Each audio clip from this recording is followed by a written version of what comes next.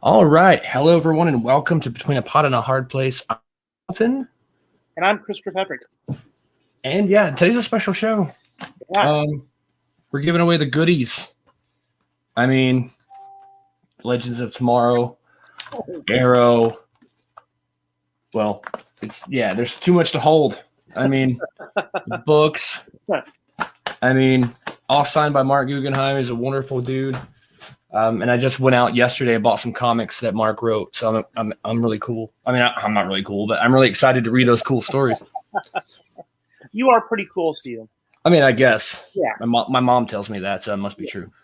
Yeah, definitely. All right. So, did you want to go ahead and just jump into this trivia stuff? Yeah, I'm excited. I know we randomly chose Corey to come and join us here on the podcast and to compete for those gifts. And so we'll see what happens. Let's kind of break it down the rules. Okay. We'll be asked a series of 3 multiple choice questions. He has to get 2 of the 3 of those correct in order to win the prizes. And so, hey, Corey, we just want to wish you good luck. Yeah, because you get all 3 of these. You know, Arrow, Legends, and the book. Well, that's not the book. This is the book. I really hope. Yeah, I mean, these are great. I mean, I haven't watched Arrow in a long time, or Legends in a long time, or read a book in a while, other than a comic book. So I'm gonna enjoy these myself later because Mark was really awesome and sent us copies of this. And I'm thinking about mailing my comics and be like, hey, sign these for me. But yeah, all right. So we're gonna go with the first question. And Chris, I guess I'll let you read the questions and I'll just paste them in the comments if you want. However you want to do it. This is how I don't know. I'm just gonna post them in the comments and the easiest way to get them on screen. All right. So Corey, in season 3, episode 17 of The Flash, entitled "Duet," what villain is responsible for the heroes being stuck in a musical? A, the Trickster. B, the Fiddler. C, the Music Man, or D, the Music Meister? Wow. Oh my gosh. Do I get a phone a friend? No phone a friend. I mean, like, Chris, you could think of the answer and he could see it psychically, remember? Well, I will go ahead. I got the power. Right. Oh, man. Sending you good vibes here. All right. I'm going to have to say it's the Fiddler. Would you like to phone a friend? Can I phone a friend? Yeah, I would say so. Why not? All right. I will give you this will be your one lifeline, right? I'm going to throw out one answer, right? And the answer is not the Fiddler. You get one more chance. Oh, man. I don't know why I don't remember this. Season 3 was so long ago. Yeah. I'm going to say... I mean, I know the Trickster is in the Rogues Gallery. But it must be the Music Meister. Ding, ding, ding, ding, ding, ding, ding, ding, ding. That is correct. All right. You have used your only lifeline. All right. No. It gets reset after every question. No. I was being nice, and we're moving on. That was the easy startup question. It was easy startup. It is. You have to get 2 of the 3 of these in order to get the prize here. So you do have Mark Guggenheim, and he's going to fix it. There we go. I'm sure Mark will certainly hook you up. I mean, he might. He's a very nice man. He really is. All right, let's go on to question number 2. Here is question 2. And it'll pop up right now. All right, question number 2. Which Disney Channel production also utilizes the mansion exterior seen in Green Arrow as the Queen Mansion? Right. Is it A, Descendants? Is it B, Lab Rats? Is it C, Hey Jesse? Or is it D, Ant Farm? Whoa. That is definitely more harder than the Music Meister. I've only seen one of these shows. I'm going to have to say it's The Descendants. Oh, Corey. I'm so sorry. I didn't know the answer to this question. You got it, Corey. Good job. You got it. There we go. All right, and then I mean we can go to the third. We can go to the third question for fun if you want. There's really no need to Let's at this go point. for the fun. I'm here for the fun. This is not blood pressure inducing experience at all. Well, we'll see what happens with this last question. All right, so the last questions should be coming up here. A little slow comment. Come on, post. All right. If you get the last one though, there is a prize that you will get for finishing this last question. Okay. All right. So this is a twofer. How many children does Oliver Queen have, and what are their names? All right. So you have to know the number of children Oliver Queen has and what their names are. Is it A, 2, William and Emiko? Is it B, 3, Emiko, Mia, and William? Is it C, 1, William? Or is it D, 2, Mia and William? Well, we're talking about Oliver and his children. I would say it's D, Mia and William. All right. And that's correct. Emiko is his sister. Exactly. Emiko is the sister. Mia and William are his 2 biological children. All right. Let's go for another one. Let's go. Let's see. We can make up some questions, I guess, if you for fun. Because I didn't type it out, but I do have one question that I thought of. It's like, how many members are there in the first season of Legends of Tomorrow, like the main cast? Oh. And I did not. I'm gonna pull out Hawkman because like he wasn't in there in the beginning, was he? Hawkman and Hawk Girl were in the crossover.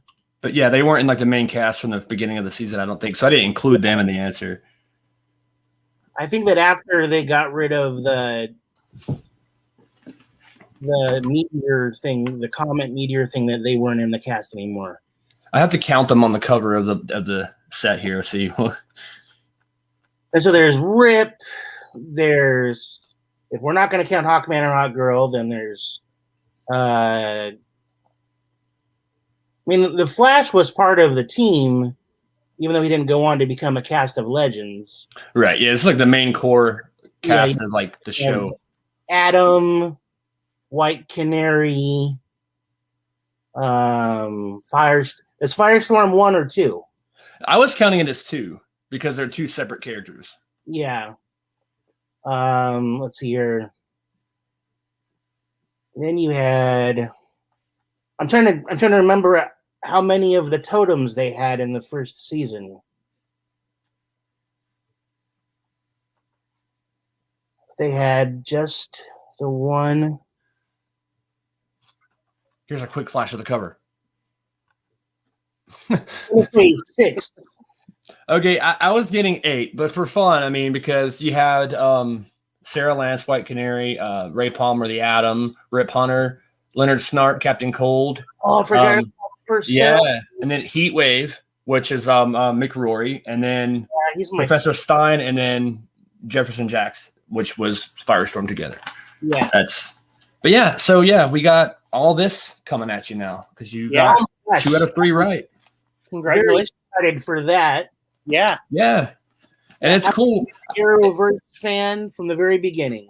I didn't notice at first when we got these, but Arrow has the Blu-ray and DVD both discs in here, and I think it has a digital copy too. If it's still good, I don't know. Maybe Mark used up all the digital copies for himself. Who knows? But yeah, I thought that was really awesome because I was flipping through, like, how many discs is this? 1, 2, 3, 4, and then it goes from 4 to 1. I'm like, wait a minute, what? And it took me a minute to realize, DVD, Blu-ray. So that's pretty cool. Yeah, very cool. Really hope you enjoyed that.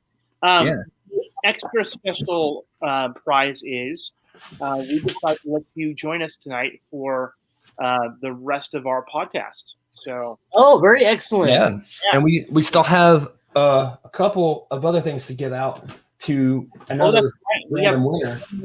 One more contest. We have the remaining goodies that we have are another copy of Legends of Tomorrow, also signed by Mark Guggenheim, and another book signed by Mark Guggenheim. Of course, We have to thank our good friend Danny for giving us the questions tonight on the trivia, and then Chris kind of Danny's fault. Yeah, and so Danny Danny has earned a copy of Arrow for providing the questions for tonight's show. And so for one lucky winner out there, we're going to pick a random name in a second to win Legends and the Arrow book, Fatal Legacies. And I still need to read this book. It seems awfully easy to win those prizes. Yes, you did, but there's only 2. Then they don't get all 3. Yeah, that's right. Yeah. We thought that, inviting you on the show would be prize enough. All 3, and you could have won nothing. So yeah, prizeless, not right. Prizeless. Exactly. So I did have a shaved donkey as in preparation for like the losing prize. Oh, really? But then I would love a shaved donkey. It's a real shaved donkey. Well, it's imaginary, but I mean, you could have had that special imaginary donkey, and right. Think about what you missed out on as a consolation prize.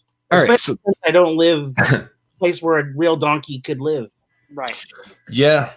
All right, so we're gonna try to do this on screen here, and I didn't do this the last time. I just drew it and announced the winner. So this time I'm gonna try to put the names on the screen like live and see how this works. Watch it crash everything and my computer blows up. But we're gonna try this and see if it works. It's interesting because like so many things I've never tried on here before, and it's fun. Okay, so we've got these names. We're gonna click randomize and see what happens. Okay, and where is it? So we're seeing the names, but oh wait, this isn't a so that's my fault. This is just compiling a list in a specific order. This isn't actually drawing a name. So I'm gonna go and try this again and find a random name picker. There it was. I thought I was prepared for this, but I wasn't. Let's see. Random name picker. I had clicked on the wrong link a minute ago. Well, maybe we'll do that later in the show because that'll give me time to get it ready and everything. All right. Because I thought I had it ready, and then apparently I had the wrong. So we'll just come back to that. All right. We will announce it at the end of the show. There we go. Sorry about that, everybody. Hey, no problem. Hey, Stephen, why don't you remind people of Mark Guggenheim and about our Twitter? Yes. I actually had those typed up and ready. So we're going to put these all in here right now. I actually had that ready. I'm like surprised that I had at least one thing ready. All right. And if the comments will go in and go. There it goes. Okay. So Mark Guggenheim is, of course, the one that provided all these awesome goodies for us to give away. And he's also the sponsor of this podcast and a really good guy. So you can follow him at M Guggenheim. Follow myself at Steven_Colton. And Chris, you can follow at the wonderfully randomized Twitter handle, Christo458619292. What does that mean? I guess that's how many times did he knew. I don't know. I was going to try to come up with something on the fly, but I just can't. Yeah, I can't come up with it either. All right. I've got to say that probably the biggest topic that's happened here this week has been the release of the Snyder Cut, right? Yes. So, Corey, have you had a chance to watch the Snyder Cut? Yeah, I was going to watch it the other night at like 1 o'clock in the morning, and then I saw that it was over 4 hours long. So I postponed it until after lunch the next day. Good idea. What did you think of it? I really did like it. The first Justice League movie, I was not the biggest fan of, but the Snyder Cut, it really provided all of the backstory elements that made you understand and connect with the characters a lot more, because time wasn't an issue. So I really like that. I thought that visually it was amazing. Even though I do feel like the slow motion was used a tad too much. A little bit. But I love the black suit though. I mean, that's just big. Oh my gosh, that was great. That really was. When I saw that, I was like, "Are they going to do it right now? Or is it how much more? There's only 5 minutes left." You know? Yeah. Yeah, I really feel like Steven and I have had this conversation that when the theatrical release came out, I wasn't a big fan. Steven liked it, and I wasn't a huge fan of it. And I think that the problem that I had was that the pace of the movie was so fast. They had cut out all the extra information, right? All the extra information, and so it moved really fast at the expense of characterization, right?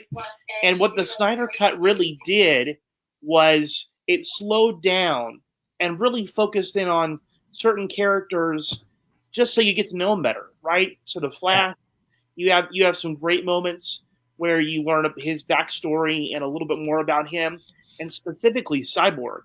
I thought that that we really got a chance to humanize him in a way. Oddly enough, we saw enough. I feel like those two characters were really given a chance to shine in a way they hadn't before, and it made me really appreciate them a lot. So I think that was certainly a benefit.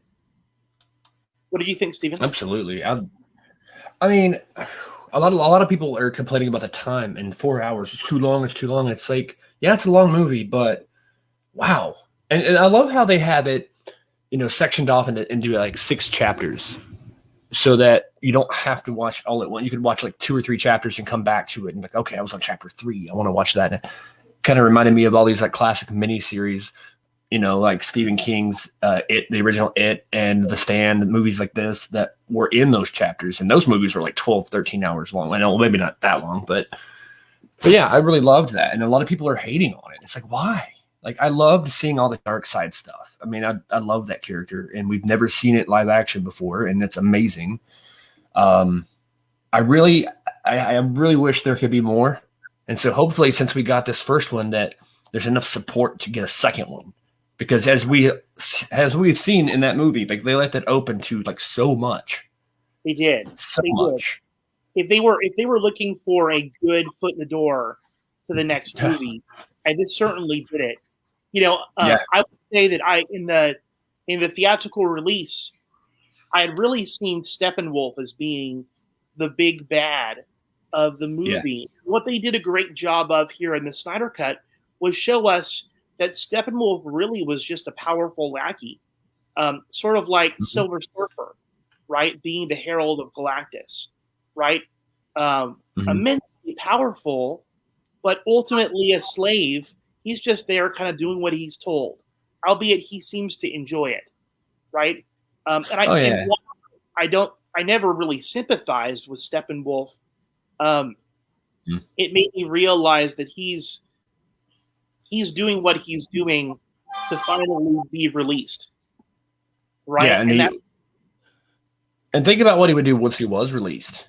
Like, probably way worse, because he's like, no, I'm in control. I can do whatever I want. Yeah. But I love that movie. I really liked it. I thought there were some interesting choices of extra characters that were added that were not in the theatrical release. For example, Martian Manhunter. Yeah. That was really awesome. Yeah. I love the character. I wish that his character, because I like him so much, I wish he had been more interwoven into the story throughout. Though I guess with him being a shapeshifter, he probably was. We just didn't recognize it, right? And maybe that's what they're trying to insinuate. But I would have liked to have seen him used in there more. I was confused a little bit on the timeline of how this fits in with the Green Lantern movie, which was a Guggenheim movie, and also with the Shazam movie. Was Shazam floating around during this time or not yet? I don't know. Yeah, that's a good question. We don't even know if Shazam is in the same universe. Well, he had Henry Cavill show up at the end of his movie. But there could be a Henry Cavill Superman on other Earths. It could be a different Earth, but I don't know. So I think that that's was yeah. uh, I think that's the and problem with the DC movies is like they didn't really set up a world before they put them all together in one big movie. They kind of just like, let's jam everything into like the second movie, and then everybody's gonna stop caring in 4 years. Well, and I'd heard spoilers that Ryan Reynolds' Green Lantern was supposed to be somewhere in that movie. Yeah. But I didn't see it. I was thinking like maybe they're gonna have like a little green orb, floating somewhere at some point in time, because this was obviously a world-ending event. So anybody who was on the planet who has superpowers should join the club. They should be they should be there in some way, like instead of just like a few people. It's like, where's everybody else? I mean, I guess Green Lantern could have been like somewhere else in the galaxy or something. He could have been, yeah. Or maybe that was before all the other stuff. Maybe that's before Green Lantern was on Earth. Yeah, it could be slightly of a period piece. The other question I had was with the Wonder Woman timeline, is did she have the gold armor? Why didn't she wear the gold armor to go against Steppenwolf? That's a good question because, I think Snyder Cut, Justice League in general was set, I think, after all the solo Wonder Woman films. So why wasn't there like more with the gold armor? Because that was awesome. Yeah. We do know that in '84 that the gold armor and the wings were basically ripped apart when she fought, the bad guy in that movie. So we don't know what condition that armor was in. I'm certain that she could probably get it repaired, but that is an interesting point you make. I was surprised at what characters they decided to also kind of leave in the movie, right? Like, for example, Ryan Choi, who they featured quite heavily. Though I feel like you could probably have removed him as a character, and it would not have changed the plot much of the movie. Not really, no. They name dropped him at the end. I didn't know that it was Ryan Choi until the very end. They had mentioned it a couple times. So I mean, clearly they were trying to let us know that the Atom would probably be brought in at some point in the future, which would be great. That would be awesome. Yeah. We never see him shrink or grow, right? We just see him working at Star Labs. As far as the need for him to be there as a part of the movie, he just seemed to be sort of like an extra addition to it. And I think that had probably been my issue with the Snyder Cut in general, had been it looked like Zach had really thrown everything but the kitchen sink into this cut, and in many ways it was great. You got these great angles and pictures, and you got detail and everything else, but there was so much extra stuff in there that I think it kind of weighed it down a little bit. So. Yeah, I could see that. I mean, there was a lot, and I think it did add more to character development than the original cut did, which is important. But I think they could have shaved an hour off and just had a 3-hour movie, and it'd been just as good. They could have. I really did think I laughed. I know it's kind of cheesy and stupid, but the hot dog scene. I mean, I was like, what is he going to do with this hot dog? He's just like, oh, okay, let me put this in my pocket. And just, you didn't get a bun, you didn't get a napkin, you didn't get like. Chris called me on the phone right in the middle when I was watching that scene. And he's like, are you watching the Snyder Cut? And I was like, I'm at the hot dog part with Barry Allen. It was good. That was great. I think it was kind of an attempt to integrate some humor into a movie that, in general, is pretty dark, right? We needed a moment in there to laugh, right? That The Flash is the funnier member of the Justice League. he is. So you have to give him he's not the serious one. Batman's the serious one. The Flash is the jokester. So if anyone's going to have a hot dog scene, I guess it could be the Flash. Right. It'd be weird to see Aquaman eating a hot dog, or anybody else for that matter. Maybe a fish stick. That would be more appropriate. Yeah. Yes.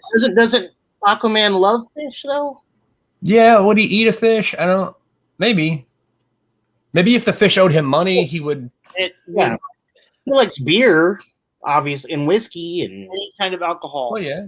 Scotch. I really liked how they showed more of the Flash. I they showed more of his story, and like you see, like what they never say, but I'm assuming as Iris, he sees her, he's like, ooh, and he has to save her and all this stuff, and it's like, oh, okay. Kind of made me excited to see the movie in 6 years, whenever it finally comes out. When it's finally coming out, it really feels. Ezra Miller is going to be an old man. Yeah, old man Flash. I think they actually are they've changed it several times over the last. I think it was supposed to come out in 2015 originally or something like that. They're going to have that in Black Widow. We're going to be going back and forth when it's going to be released. Yeah, they're saying 2022. So who knows? I know. So I know that interesting. I know that it's controversial as far as the Snyder Cut. And some people say I like the original version. I like the Snyder Cut. What I will say is, bottom line, I love superhero movies. And whether it's the old version or whether it's the new version, I'm just excited that we get a chance to watch movies about them, right? I'm excited about them. So, and I think there are positives about both too. Yeah. I'm in the camp that if they make anything from my childhood, they're going to get my money for it. So I'm a sucker for that kind of stuff. That's me. We went into that Avatar movie into the theater. We knew it wasn't going to be good, but we're like, we got to watch it. There's only one option here. You have to, yeah. And you're talking about that horrible M. Night Shyamalan Avatar: The Last Airbender. Yes. Yeah. So my kids have never been more angry about a film adaptation of their favorite animated show than going to see that. And they were what? I don't know. They might have been 9 or 10 years old, but they were pissed. In fact, I bring that movie even today, and they're 18 and 19. If I bring that show up today, they are still visibly angry about what happened with that. So, wow. You just have to let it go. All right. Hey, so what's next? TV shows we've watched this week. Yeah, actually, I just finished watching Superman and Lois tonight. Meant to watch it on Tuesday, but I kind of wanted to take a break and do something else. And I was like, I'll watch it tomorrow. And then here it is Sunday, and I just now watched it. Yeah, I will say there was a lot that took place in that episode. Yeah. So what were like the highlights? I mean, I don't see what was the highlight of that show. I mean, of course, the very ending I loved because you finally find out like what Morgan Edge is up to. Like, what is he here to do? And you see he like senses where the spot is in the wall, and they break it. And then this girl who punches a hole in a solid rock wall. It's like, whoa, okay, you can do that. Nice, won't make you mad. And yeah, they see all this kryptonite. So it's like, ooh, okay, I get it. So did you find it odd that there she was punching a hole through the wall into a room full of kryptonite, and it didn't seem to affect her? Yeah, I thought about that, and I was like, well, maybe she's not Kryptonian. Maybe she is, and she's, I don't know.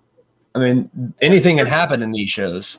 Oh, yeah. There does seem to be this idea that they have learned how to create metas.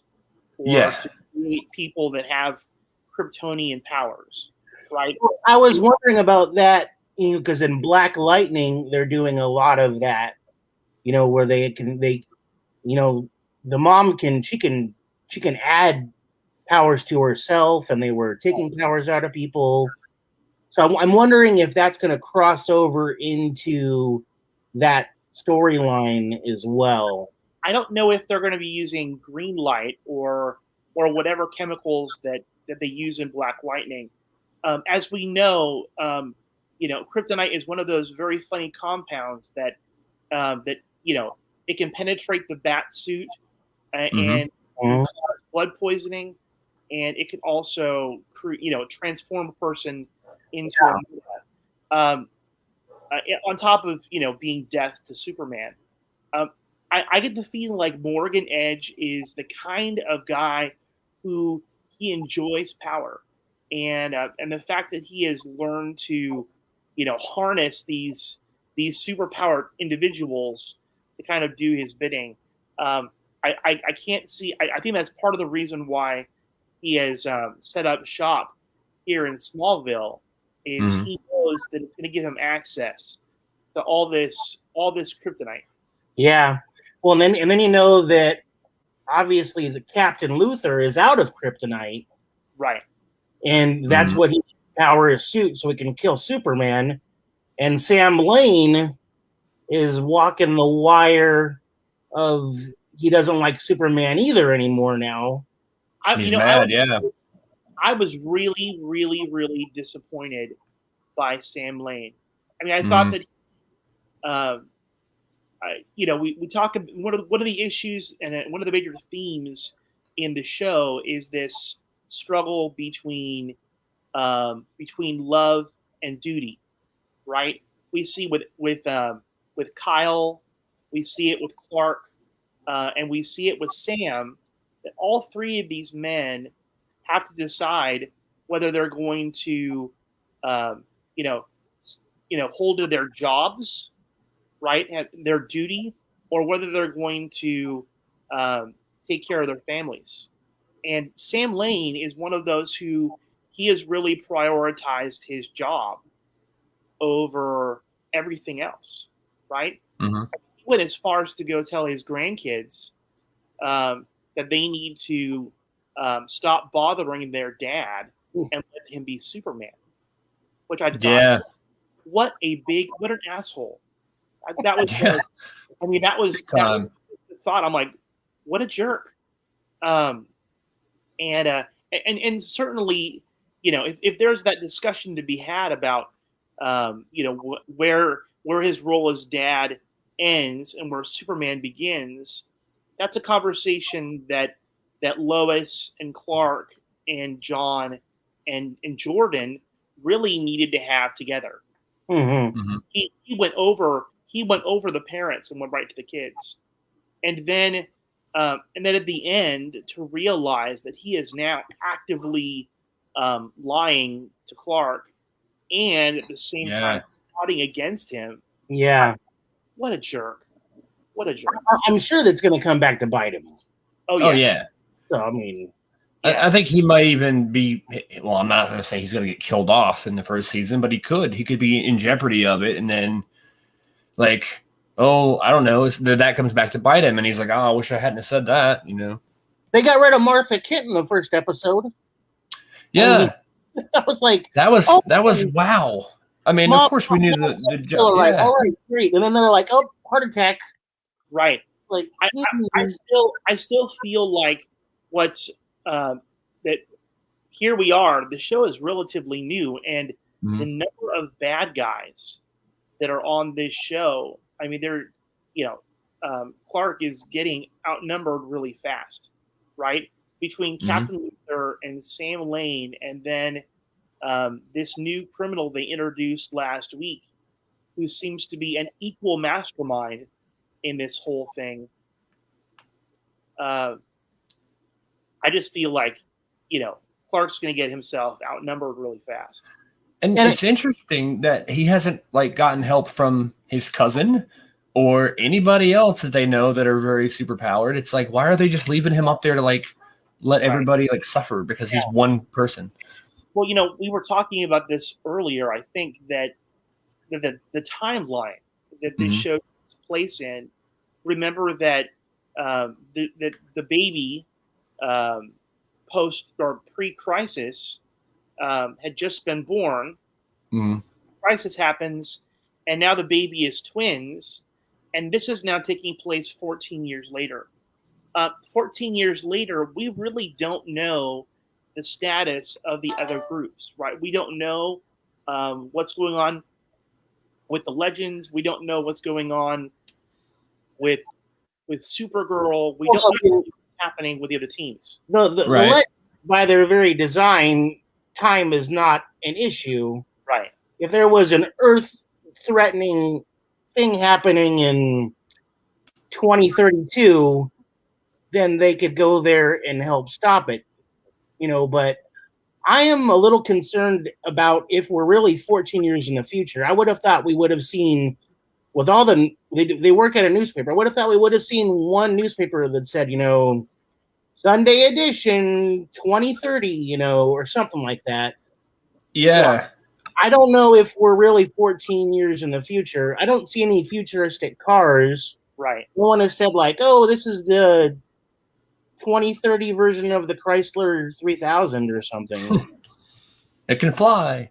Yeah, something. I kind of took it as like in the Marvel movies where where everybody snapped away, and they come back 4 years later, they live their lives all over again. But for me and Superman and Lois, I see that as the reverse, where they're 16, 15 years in the future, but yet in present day. So we see the baby born in 2020, but maybe instead of 2020, when Earth 1 and all these other Earths were destroyed, Lois is gone, all these people are gone, the baby's gone. Yeah.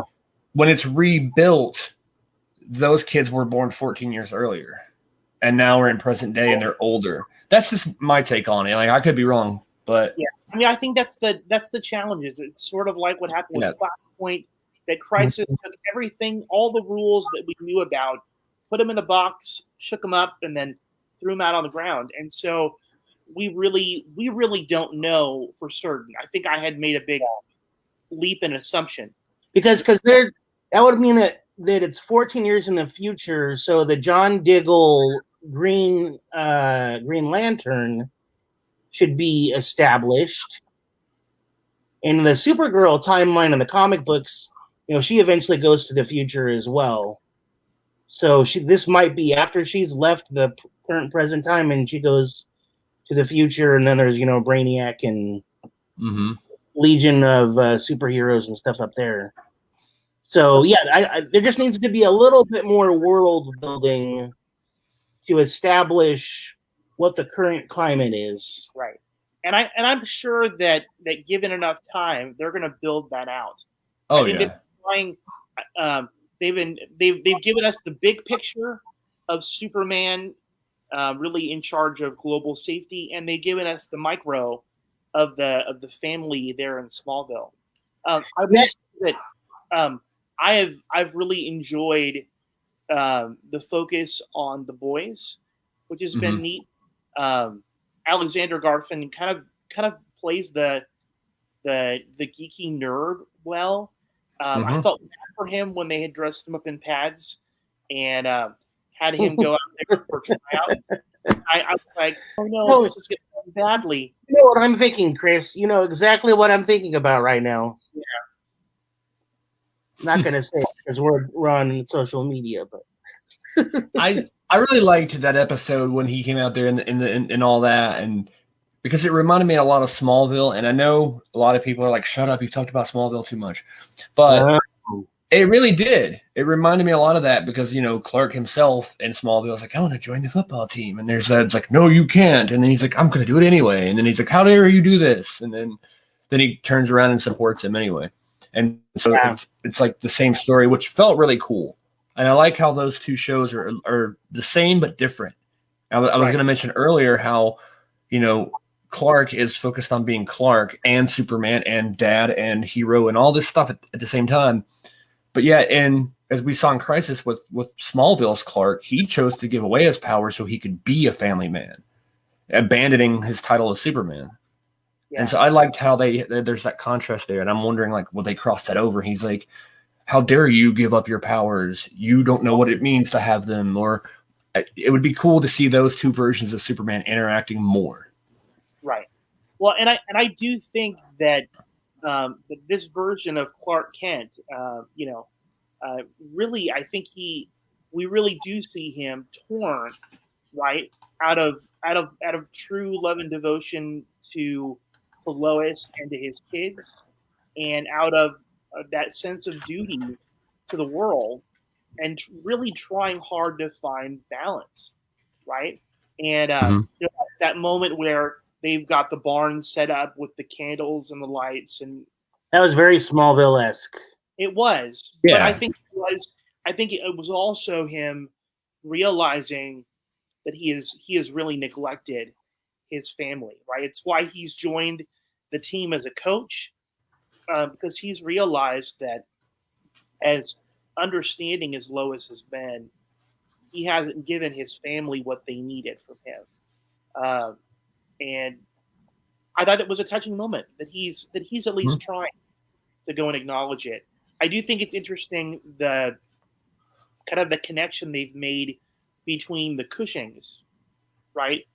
You've got Kyle and Lana, who their marriage is rocky too, and I had not realized the reason why their marriage is rocky is because Kyle has prioritized his job as a fireman over the family, right? He's sleeping out on the couch, not because he's in trouble, but because he has to be ready to go run to the fire station.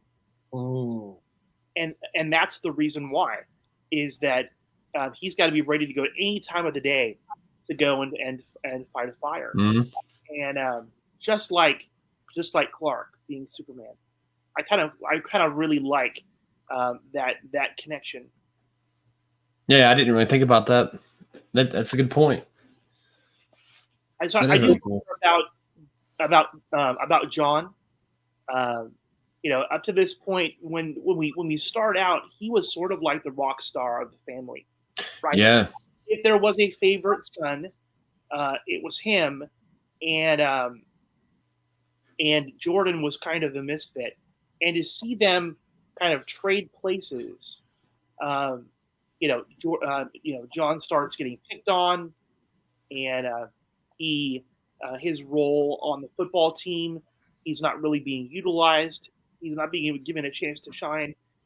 You really do see kind of the seeds of jealousy in there, right? He doesn't even have power.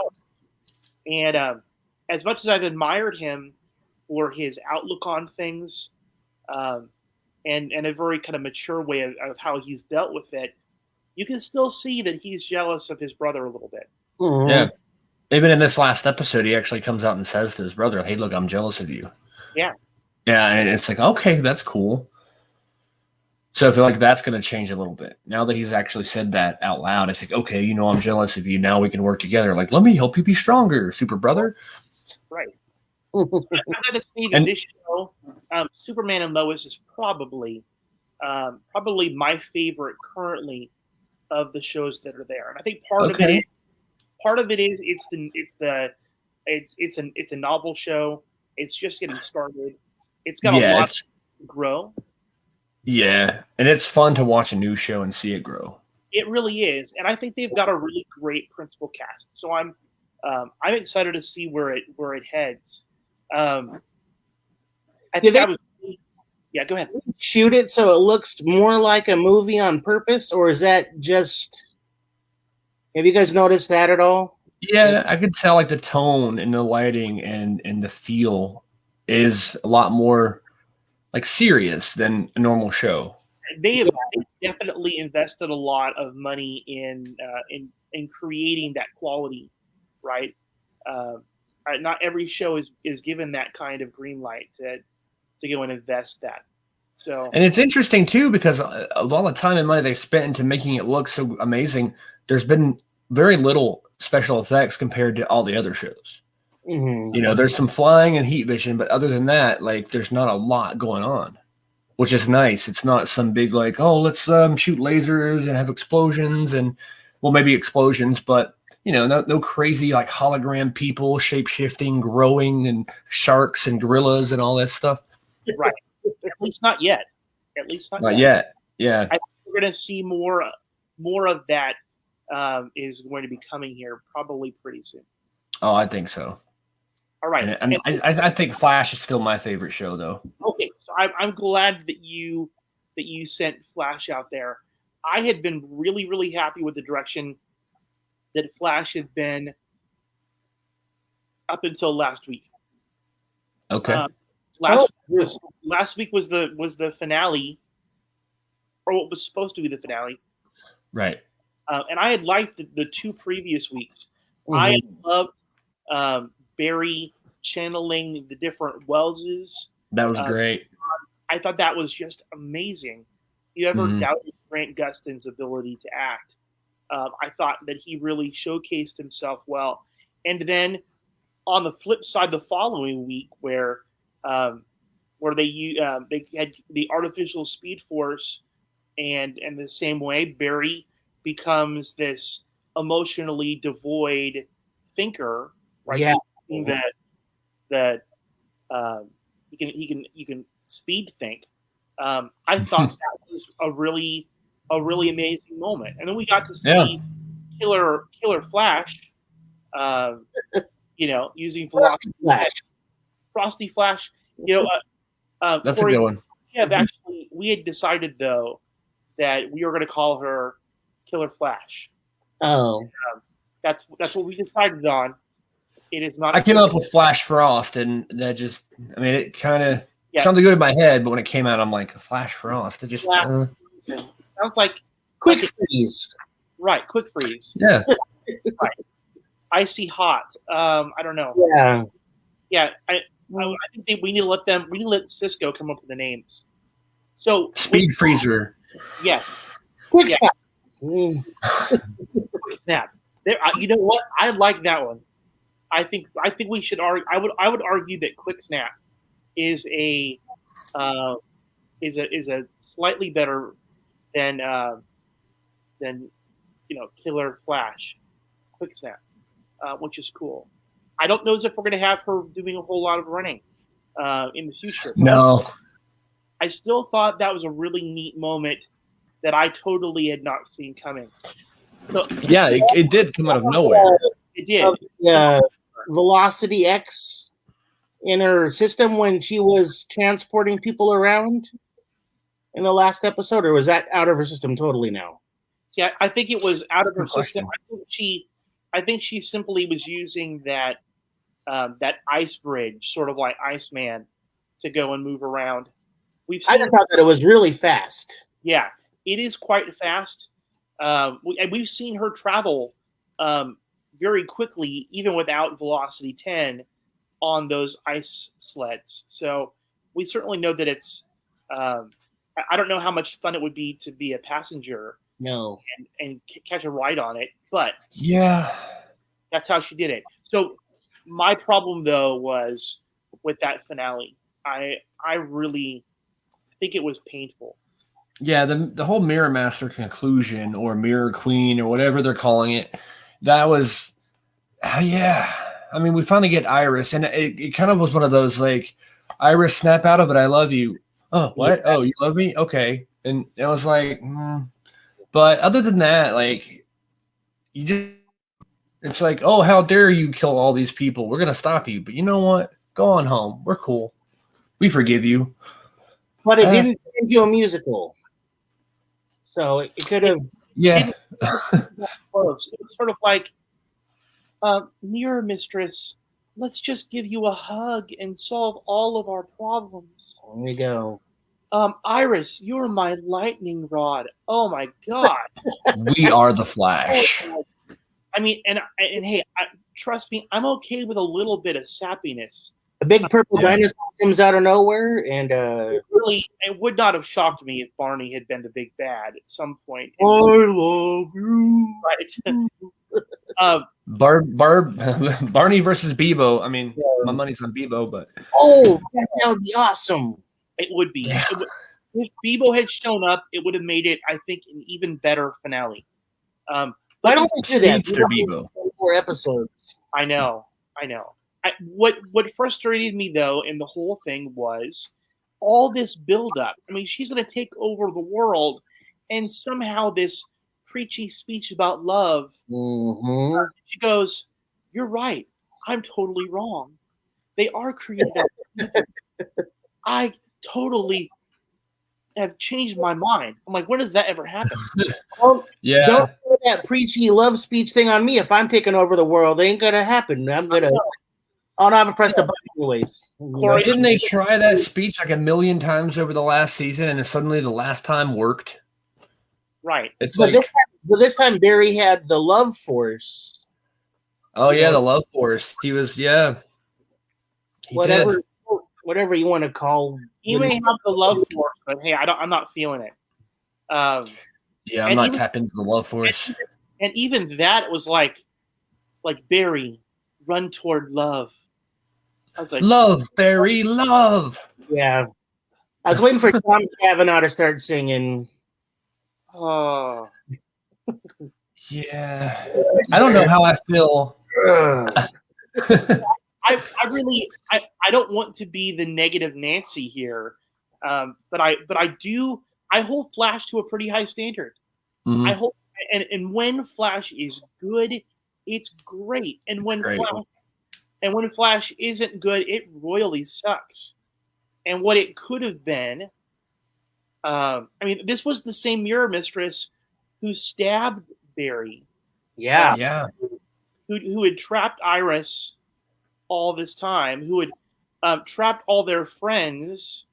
I mean, let's not forget all of that. But she's even worse now when she found out she wasn't human. She was even angrier and worse. I go, why? And just let her walk away. Bye. Yeah, but I think that I do wonder how much of the writing and the plot were victims of COVID and shutdown, right? Yeah. You know what I mean? We've seen certainly.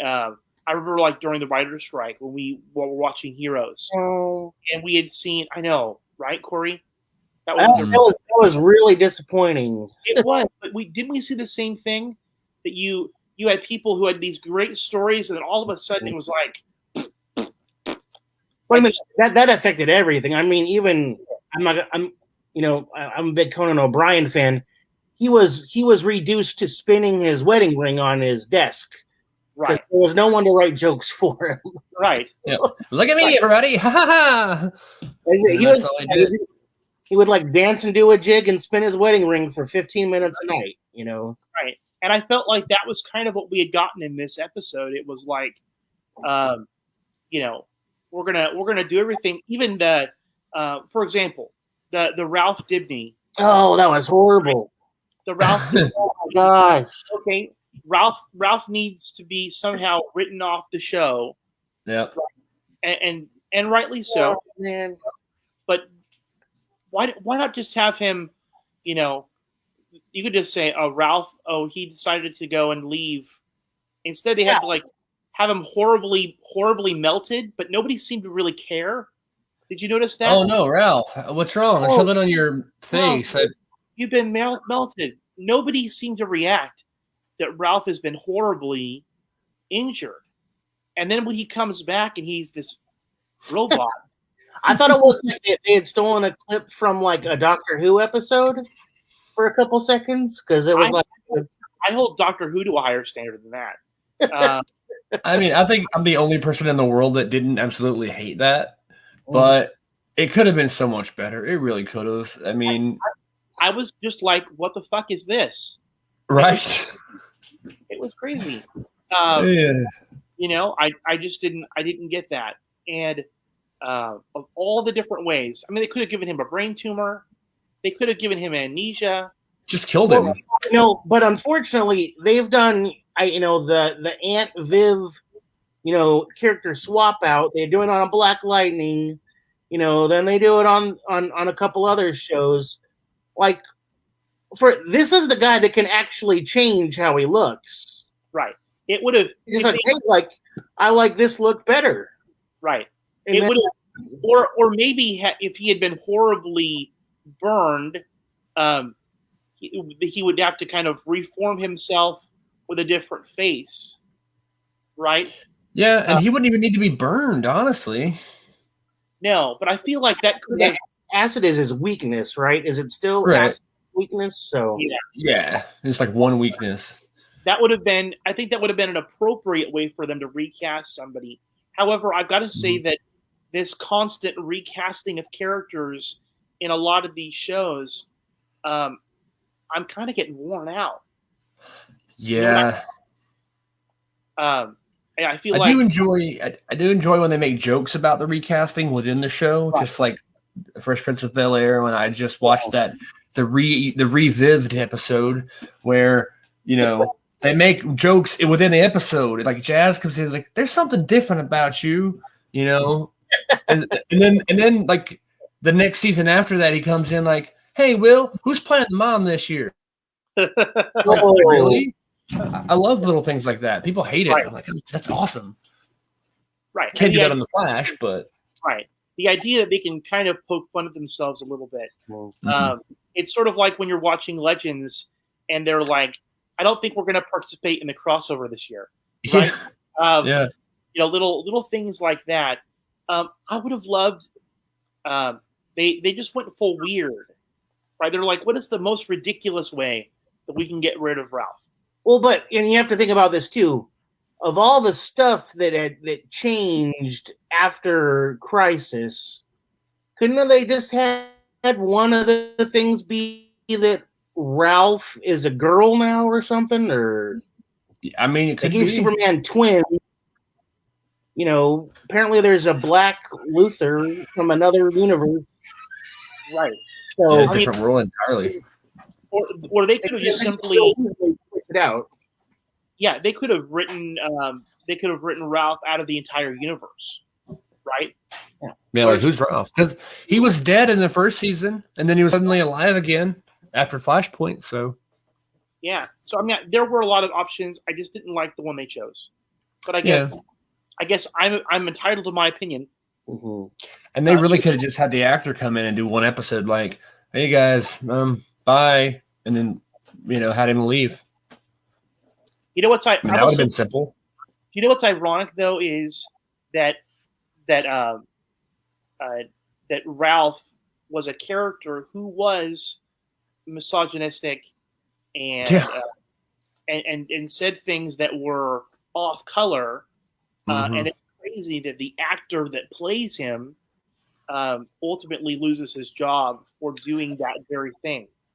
Yeah, and that's pretty interesting because I would, and I'm sure you saw some of it, but I got in a little Twitter war over the last week with somebody about this topic, and I tried to stay like kind of calm about it. They're like, "Oh, free him! Sign my petition to like put him back. Marvel needs to hire him and all this stuff." Like he didn't even say anything that bad. It was just jokes. It was funny. Like, no, it wasn't funny. I mean, I don't know.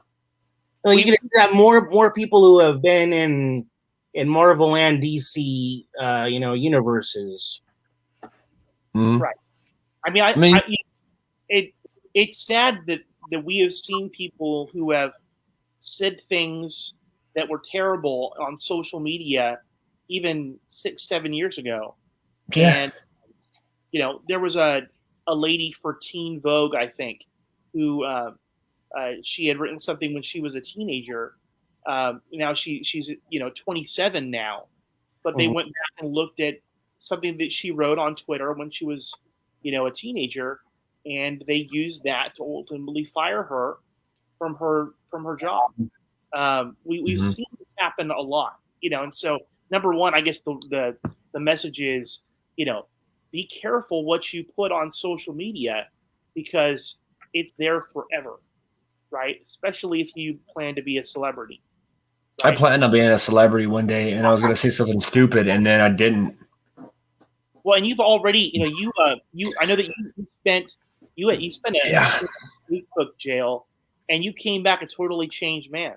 Yeah, I went to Facebook rehab. I don't know what Facebook jail. Yeah, it was. Whew. It was traumatic.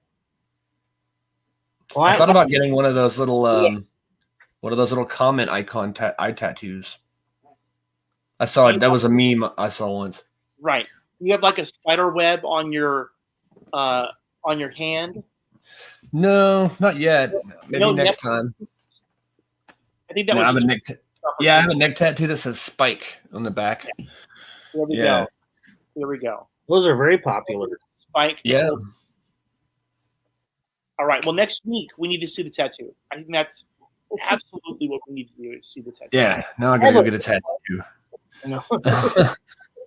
All right. So we're gonna try to do this wheel spin thingy again because I have a wheel with the names for. I almost forgot the last two prizes, which is Legends and book. So I want to do that, and hopefully I do it right this time. All right, cool. So it's got a real wheel, and so where's the go button? It's like South Park. There it goes. Oh! And Danny actually wins the other two prizes. Wow. So, right. See, Danny couldn't be here for the episode tonight, but I was like, hey, you come up with some questions, you'll get Arrow. Well, now we can actually get rid of the wheel. We don't need to keep thinking. I like that little wheel. Yeah. See, I didn't get Vanna White. We talked about getting a wheel, and you said know. you would get in trouble, but here we are with a wheel, and nobody's in trouble. So, but yeah, now Danny gets all three. So yeah, there you that's go. cool. And I didn't plan that either. That was a completely random spin, which is kind of cool. Yeah. Hey, I know that we've been like giving away stuff like crazy here tonight, but remember that I do have one more special prize here, and again for people who are watching us tonight, if you guys comment, like, or share this episode, then you can be entered in to win this last gift that I've got, and we'll announce it next week. And I think we can even go in and give them a chance to do it throughout the week and during the episode next Sunday. That sound good to you, Stephen? Yeah, that sounds great. I think I will keep it a mystery as to what my special gift is, but it is pretty cool. So a tattoo. You're gonna give someone a tattoo that says Spike. Ooh, right. Who does not want a tattoo that says Spike? No, but you guys will like it. So if you want to be entered in it, all you simply need to go and do is make sure that you comment or like or share or all of the above. Show us some love, and we'll enter you in this final competition, right, for this last gift. So, and we'll be having another giveaway coming up. Hopefully it's either going to be next Sunday, probably not next Sunday because we're doing that one, but it might be a bigger one because with Lee Newton, we're going to do something with her. We don't really know specifics yet. That's right. Yeah. And I had a chance actually today to be in a music video with her, but I didn't go because it was like almost it was an hour away, and I was like, that's not that far, but I didn't really know the time until last minute, so I was just like, okay, I don't want to like run around and like have no cell signal and not know who to call and to be lost and like somebody comes out and like I get raised by wolves or something, like I don't know. That would be terrible to be raised by wolves. But yeah, so we're gonna be doing something with her. She's got our CD launch party or something over, I think this next Saturday, and so hopefully she's gonna be on with us again on Sunday, if not the next week. So depending on her schedule, because she's gonna give away some stuff. I don't know exactly what it is, but I asked her about it, and I just wanted to say that because it's coming to kind of put it in with these giveaway shows. And Lee is awesome. If you have not already checked out her stuff, you guys really should.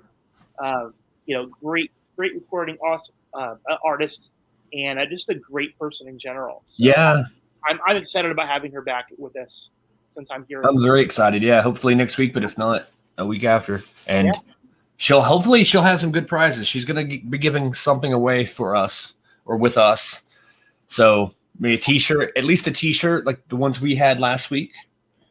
Or was it the week before? It's been so I don't know. Yeah, and maybe even her new album. So we don't know yet. So that would be exciting. Absolutely. Maybe she can send us like 12 copies like Mark did. I know. We'll just need to go and That's the status now. we ask really, really nicely. No, I mean, she's already been really super generous to us. Yeah.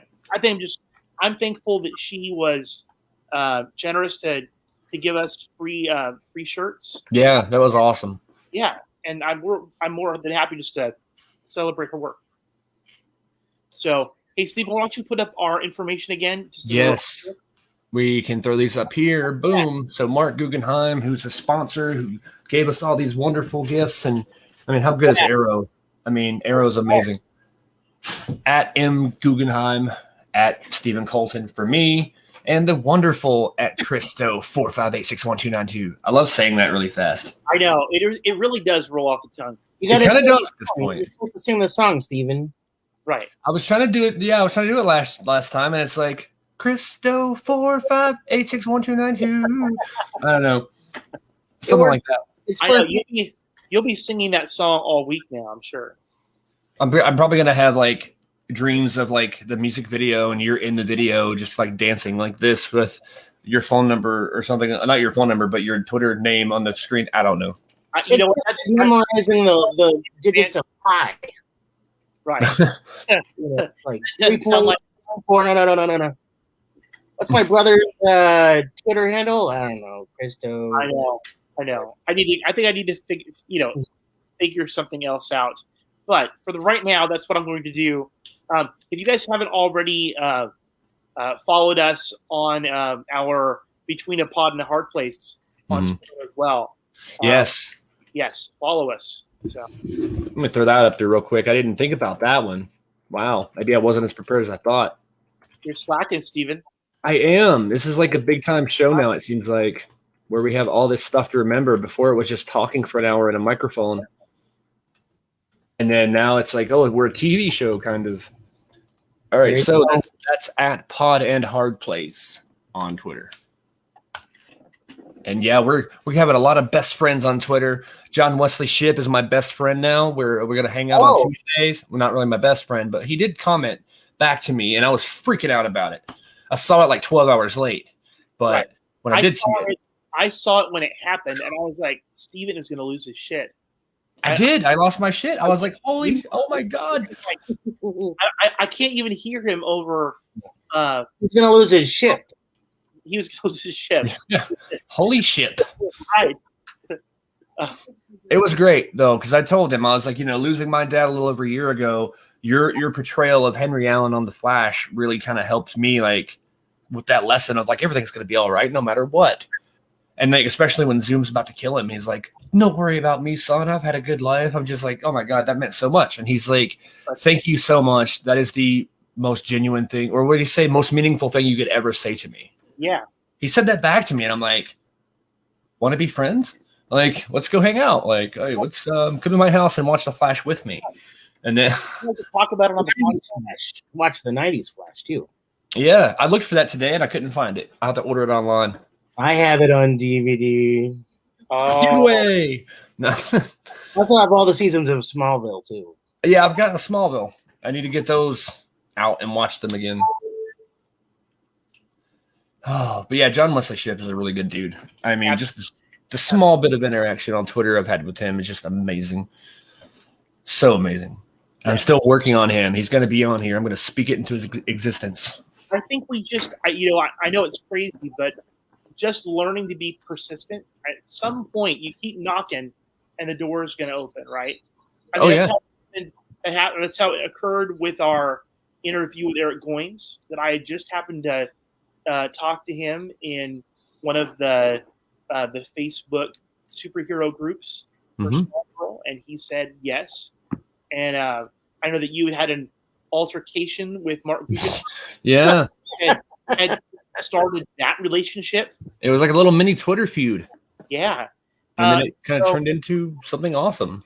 Yeah. So you never know. You just got to be, I think we just have to be kind of diligent in just keep asking. And, I need to start being more like angry at people on the internet that I don't know, because with Lee Newton, it was the same thing. I kind of was arguing with her about something, and then I was like, wait a minute, hold on, why am I arguing with you? Let's talk about this. Let's be rational. Okay, here is the issue, and then now she's one of our greatest friends of the podcast. Yeah. So I need to start being a jerk to everybody. I'm gonna go to like, oh, who knows, like Tom Hanks tomorrow. I'm like, you're a jerk. You're an asshole. Can you be on my podcast? And he'll come on. Yeah. I know that's worked with Sean Schimmel, the voice of Goku. That he's got in an argument with people before, and then he ends up like giving them his, private phone number. See, I mean, it works. All right. Well, Stephen, I think I volunteer you as tribute. Go ahead and let me know if it works. You're gonna make some people angry tonight. I'll be good cop. You'll be bad cop, and we'll just talk. We'll talk to them. After Dwayne the Rock Johnson, go after.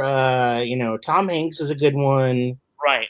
You gotta get Tim Allen and have him come on here as Buzz and Woody. Oprah is a good one.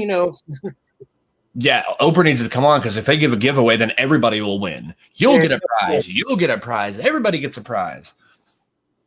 Well, that would be great. I wouldn't argue. Probably be a cookbook or something though from Oprah. Hey, Corey, thank you again for playing and winning the contest and joining us. I know. Hopefully you had fun. I'm so glad that I got half of my questions right. Well, 2/3. It's a very good baseball average. Yeah.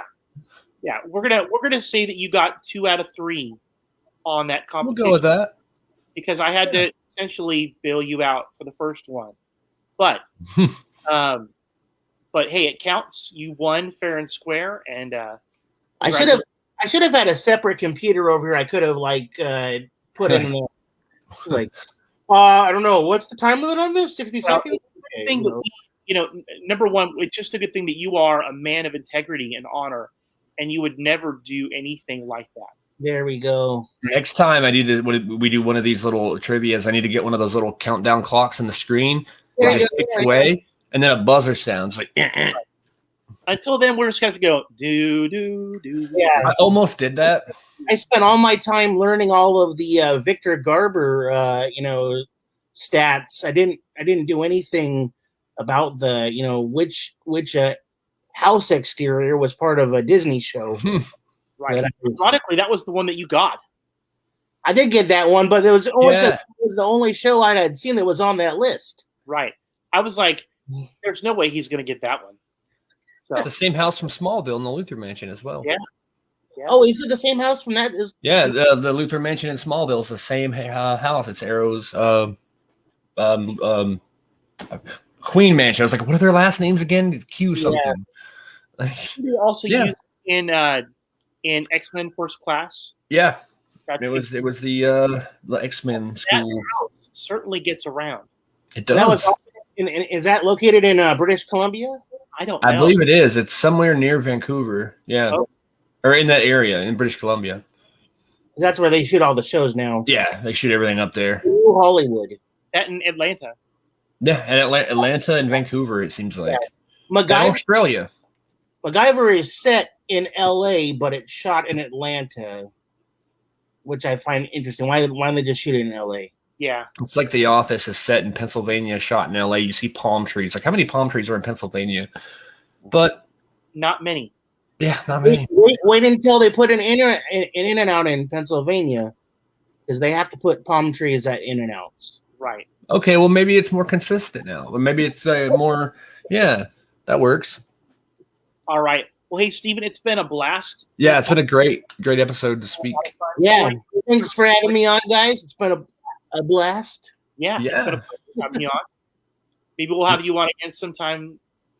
We just want to thank you again for just following us and listening to us. We don't have a show without an audience, and we certainly appreciate your banter and feedback. Yeah, and just your participation. So thank you for that.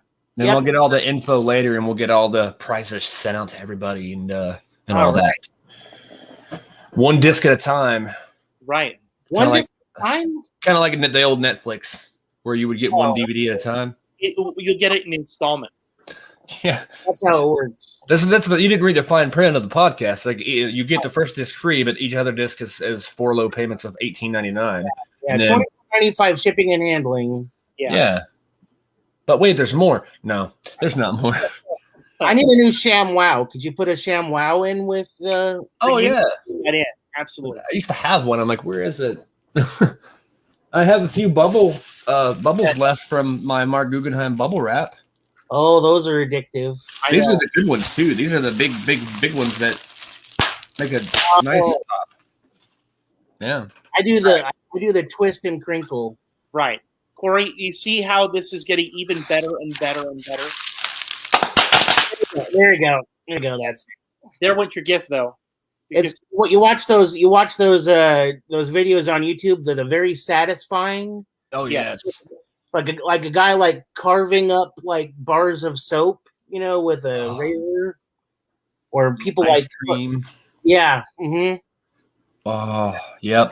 I'll watch those sometimes, and I'm like, this isn't healthy, but show keeps going on and on. Yeah. Right. I don't need to sleep. I'll watch this old lady chisel a block of ice for half an hour. Right. Watch how CDs are made. Oh yeah, I watch those channels too. Oh, I do too. I used to more, but all right. So yeah, this has been fun. I could talk all night about random things, but maybe next week we can do more. Podcast about talking about random things. There we go. Yeah. Yeah. All right. Well, Right. So this has been a good one. Have a good night. You guys too. Have fun doing whatever. I don't know why I said have fun. It's not like you're. I don't know. Is there something I don't know about? I don't know. I don't know. I'm like, wait a minute. I guess I meant like have fun with the DVDs and stuff. But they're not. And clean the restroom. But